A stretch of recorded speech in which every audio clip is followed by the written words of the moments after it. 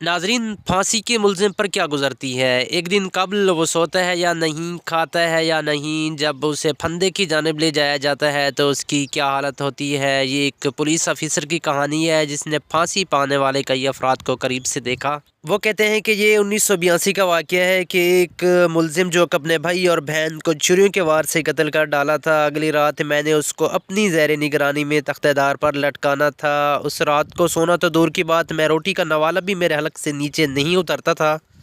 ये तो मैं अपनी किफ़ायत बता रहा हूँ, लेकिन जिसको फांसी मैंने देनी थी उस पर क्या गुजर रही होगी। एक हफ़्ता पहले मैंने मुलजिम के वालिदैन को आगाह कर दिया था कि जुम्मेरात के रात 1:05 पर इनको तख्तेदार पर लटका दिया जाएगा, ताकि वो अपने माँ बाप से, रिश्तेदारों से मुलाकात कर सके, अगर कोई वसीयत हो तो कर सके। मुजरमों को फांसी दिए जाने से पहले उन्हें अलग अलग कमरों में रखा जाता है, इनकी तमाम चीज़ें ले ली जाती हैं। तख्तादार पर लटकाने से 2 दिन पहले मैंने जेल डॉक्टर को भेजा, जाओ मुलजिम की कद और गर्दन की नाप ले आओ, ताकि फांसी के लिए मुनासिब काला कपड़ा तैयार किया जाए जो उसके गले में आखिरी वक्त डालते हैं।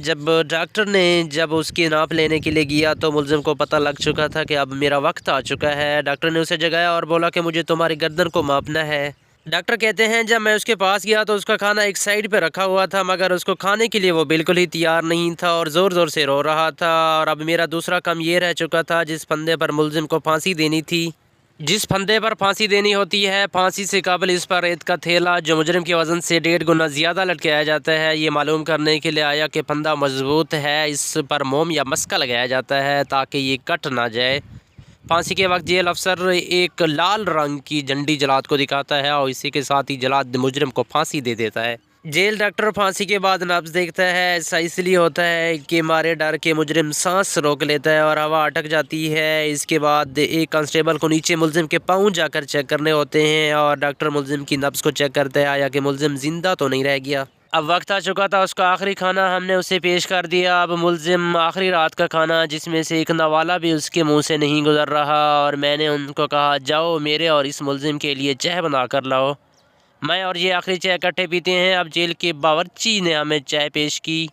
मैंने चाय पी, लेकिन उसने चाय पीने से इनकार कर दिया। अच्छा, मैंने पूछा अपनी आखिरी ख्वाहिश बता दो। उसने बोला कि मुसलसल 15 साल से मैं इस जेल के अंदर बंद हूँ, मुझे आज आसमान के तारे और चाँद देखना है। अब मैंने जेल के मुंशी को बुलाया और उसने उसके हाथ बांध दिए। अब मुलजिम 16 मिनट के लिए मुसलसल आसमान की तरफ तकता रहा और बोला आज़ादी भी क्या चीज़ है। अब 12:33 हो चुके थे। मुलजिम के रिश्तेदार जो कि उससे मिलना चाहते थे, मैंने 20 मिनट उनसे मुलाकात करवाई। अपने रिश्तेदारों को वो हर एक को चूमता रहा और कहा कि मुझे माफ़ कर दीजिएगा। अब उसकी ज़िंदगी के आखिरी 10 मिनट ही रह गए थे। अब वक्त आ चुका था, मैं उसको तख्तादार पर ले गया जहां उसकी ज़िंदगी की आखिरी ख्वाहिश मैंने पूछनी थी। मैंने मामूल के मुताबिक उनसे आखिरी ख्वाहिश पूछी तो फिल्मों में जिस तरह दिखाया जाता है ऐसे बिल्कुल नहीं होता कि मुजरिम से उसकी आखिरी ख्वाहिश पूछी जाती है। इसलिए कि मुजरिम ज़्यादा से ज़्यादा ये पूछते हैं कि हमें फांसी ना दी जाए या फिर नॉन वेजिटेरियन खाना दिया जाए। दोनों ख्वाहिशें पूरी नहीं की जाती।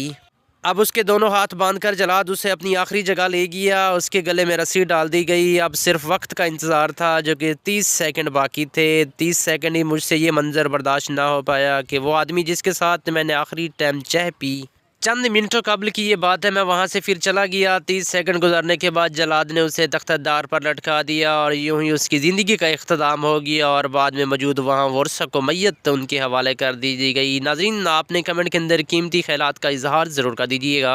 हाँ, अभी तक आपने हमारे इस चैनल को सब्सक्राइब नहीं किया हुआ तो प्लीज़ हमारे चैनल को सब्सक्राइब ज़रूर कर दीजिएगा।